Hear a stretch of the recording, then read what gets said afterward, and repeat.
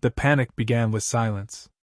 In the Galactic Council chamber, a soaring cathedral of crystal arches, floating sigils, and endless holographic projections, silence was rare, sacred, and dangerous. 12,000 species thrived on sound, clicks, hisses, harmonic drones, telepathic murmurs. Authority fed on it. And then the humans spoke. Or rather, they stopped. The human delegation cut their transmission mid-sentence. The chamber froze. Silence wasn't just noticed, it petrified. "Repeat the last message," demanded Chancellor Vrun of the Kale Dominion, his 4 eyes narrowing until the irises were thin slits. "They cannot simply." The hollow replayed the moment. A lone human sat at the negotiation table. No ceremonial armor. No guards. No trappings of authority. Just a man in a dark uniform, collar unadorned, eyes tired in a way that suggested he'd already buried the future once and didn't care to do it again. "And so," he said evenly, "we decline your offer to negotiate." The chamber erupted. Declining an offer was unheard of. Lesser species begged, stronger species postured, but humans were expected to stall, argue, plead. To play the game. Instead, they refused. Vrun slammed a claw in frustration. "You are under judgment. Your colonies burn even now." The human leaned back, expression almost bored. "Yes," he said. "We know." A ripple of shock ran through the chamber. Threat pheromones filled the air.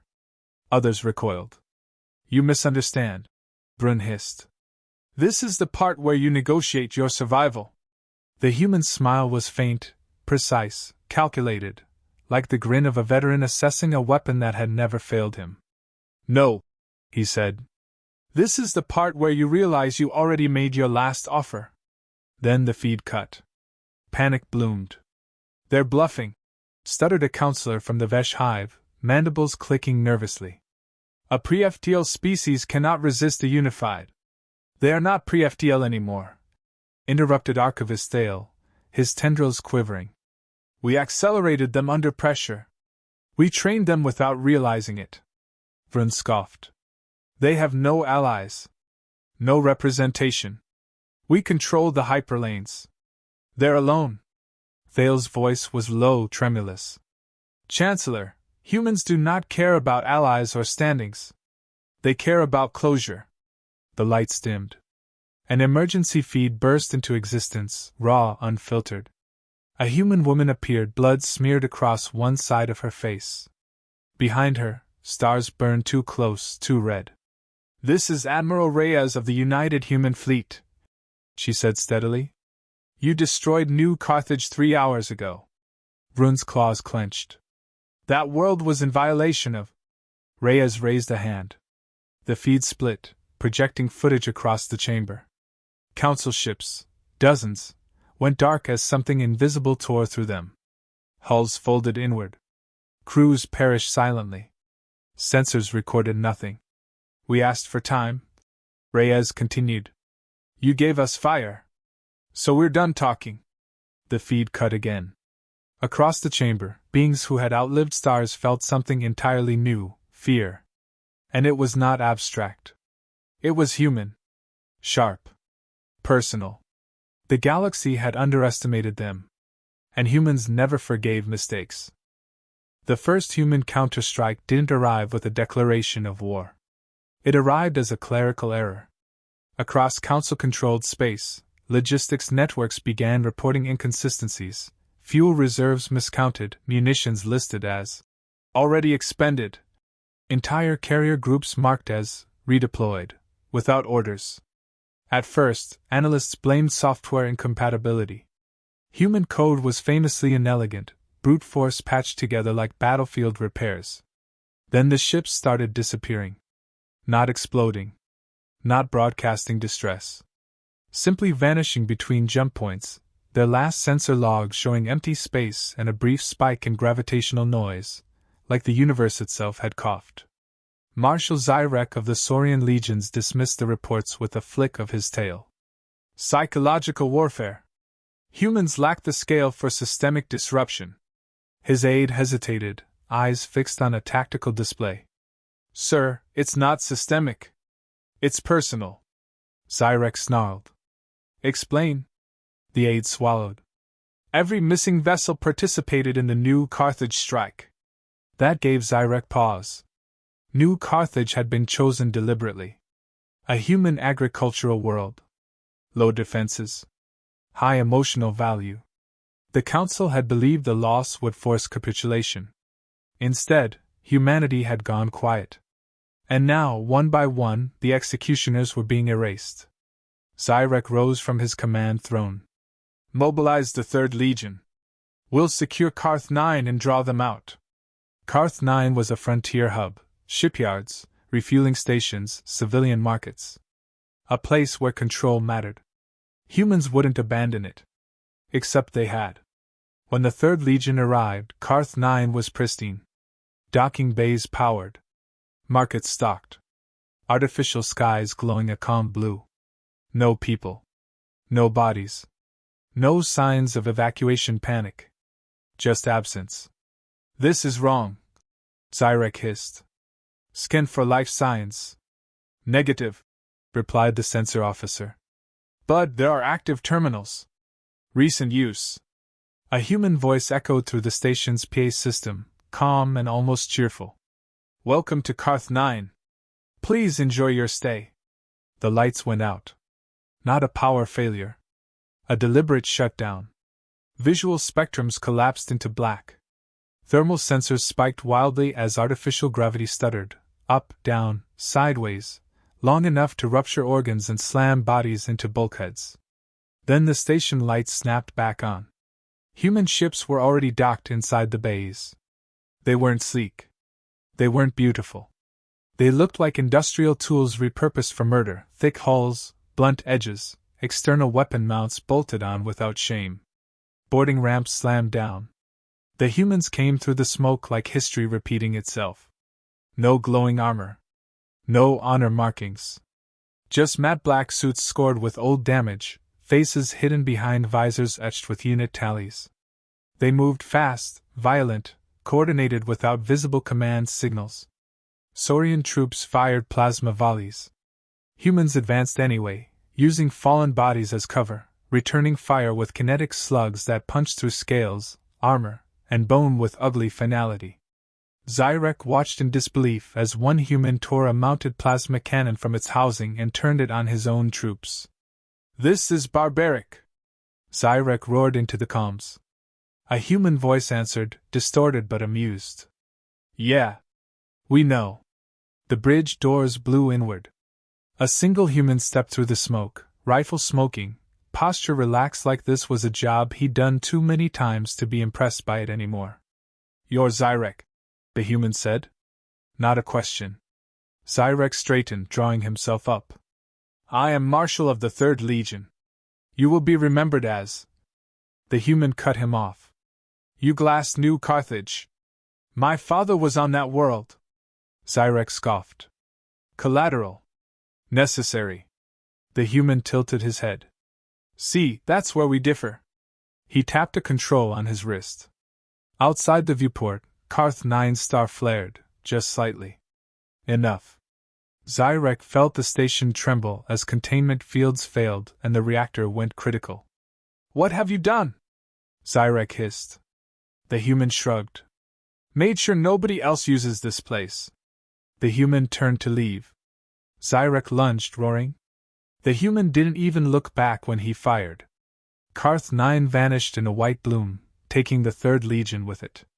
Across Council space, similar nightmares unfolded. Human strike groups appeared out of empty space, hit specific targets, and vanished before counterforces could respond. They didn't broadcast demands. They didn't claim territory. They left behind wreckage and a single repeating message on every frequency. We remember. In the Galactic Council chamber, panic metastasized. They're dismantling our logistics, shrieked a trade baron. Selective strikes. This is impossible without insider data. Archivist Dale's tendrils trembled. They studied us. For decades. Every war we fought, every doctrine we published. Humans treat history like a weapons manual. Chancellor Vryn slammed his claws into the crystal floor. They are terrorists. We will not be intimidated. A junior counselor whispered, barely audible. They're not trying to intimidate us. Vryn rounded on him. Then what are they doing? The counselor swallowed. They're teaching us what it feels like to be helpless. As if to underline the point, alarms blared. A new transmission forced its way onto the chamber's central display. Admiral Reyes appeared again, her uniform scorched, eyes hard. You're probably voting right now, she said calmly. Escalation. Total war. You think more fire solves this? She leaned closer. Go ahead. A faint smile touched her lips. We built ourselves assuming you'd try. The feed cut. And for the first time in recorded history, the Galactic Council hesitated, because deep down, every ancient species in that chamber understood the truth. Humanity wasn't fighting to survive anymore. They were fighting to make sure no one ever forgot what survival costs. The Galactic Council voted for total war at precisely the wrong moment. Ancient species loved procedure. Ritual. Recorded consensus. It made them feel eternal. Humanity watched the vote tally in silence, then archived it under a single, blunt label. Point of no return. Deep in the dark between stars, places too empty, too cold, too unprofitable for empire, old human machines stirred. They were called the graveyards, though no alien database held the term. These fleets had been designed back when humanity still believed extinction was inevitable. Back when every child learned that survival was never guaranteed, only earned. Admiral Sophia Reyes stood on the bridge of the HSS Black Iron as red lights bled across the command deck. Total war authorization confirmed, her tactical officer reported. Council fleets mobilizing from 12 core sectors. Reyes exhaled slowly. About time. A younger officer hesitated. Ma'am, this activates the irreversible protocols. Reyes nodded. I know. She keyed a command that had not been touched in 70 years. Across interstellar voids, dormant shipyards unlocked. Hulls unfolded from asteroid mantles. Engines that had never tasted vacuum ignited for the first time. Fleets older than most council species came online, not sleek, not elegant, but brutally functional. Human warships did not look like alien warships. They looked like coffins with engines. No radiant shields. No ornamental spines. Just thick armor, redundant systems, and weapons designed to function even while the ship itself was dying. The graveyards woke up. Council long-range sensors detected them too late. What is that? Demanded Chancellor Vryn as hundreds of new human signatures appeared where nothing had existed before. Archivist Thale's voice shook. Those aren't new builds. The radiation patterns, they're ancient. Vryn snarled. Impossible. A species doesn't build weapons it hopes never to use. Thale whispered. Humans do. The first engagement occurred near the HFY belt, where Council suppression armada waited in textbook formation. Precision carriers. Command ships. Elegant, terrifying in their symmetry. Humanity arrived wrong. No formation. No centralized command node. Human ships exited jump space at erratic vectors, some inside the Council's engagement envelope, others far beyond it. Target their flagship! Vryn shouted over the comms. Human ships ignored the flagship. They targeted everything else. Supply tenders vanished under mass driver fire. Communications arrays were reduced to debris. Escort vessels died shielding ships that no longer mattered. Council commanders tried to regroup. Humanity denied them the time. From the darkness, relativistic kill vehicles punched through shields as if they weren't there. Human ships rammed crippled enemies, detonating reactor cores at point-blank range. Some human captains never bothered to disengage after firing, using their own mass as a final weapon. Casualty projections skyrocketed. This is madness! Screamed a Council admiral as his screens filled with loss reports. They're sacrificing their own ships! Reyes watched the battlefield in silence. They're not sacrifices, she said quietly. Their down payments. A Council dreadnought finally managed to cripple a Graveyard-class cruiser, tearing open its hull. The human ship drifted, bleeding atmosphere. A transmission burst from it, open channel, no encryption. A battered human face filled Council command screens.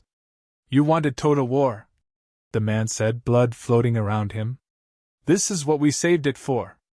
The ship detonated, taking the dreadnought with it. Across the galaxy, similar battles erupted. Council forces discovered their greatest advantage: overwhelming numbers meant nothing against an enemy that treated annihilation as an acceptable outcome. Worse, humanity wasn't just winning battles. They were rewriting rules. Human cyber warfare infiltrated Council command networks, injecting human battle footage directly into civilian channels. Populations watched their invincible fleets burn in real time. Rebellions flared. Trade routes collapsed. Council authority began to rot from the inside. In the chamber, Vryn stood amid chaos. "We must sue for peace." Thale turned slowly. "You already tried containment. Then annihilation." Vryn's voice cracked. "They cannot destroy us all." "No," Thale said. "They can destroy who you were." Another human transmission forced itself into the chamber. This time, it wasn't Reyes. It was a civilian feed. A human family huddled in a shelter, laughing softly as distant explosions shook the walls. A man looked into the camera. "We told you we don't negotiate under fire," he said gently. "You kept firing." He smiled, not cruelly, but with finality. "So now we're just finishing the conversation." The feed ended. In the darkness between stars, the graveyards advanced. And the Galactic Council finally understood the truth they had missed from the beginning. Humanity had never expected to win their first war with the galaxy. They had expected to end it. The war ended not with a treaty, nor a surrender, nor even a grand ceremony. It ended with a pause, a quiet, unsettling pause that swept through the ruins of the Galactic Council like a shadow moving too fast to follow. Council fleets limped back to home sectors, their crews hollow-eyed. Systems once considered untouchable were scarred beyond repair.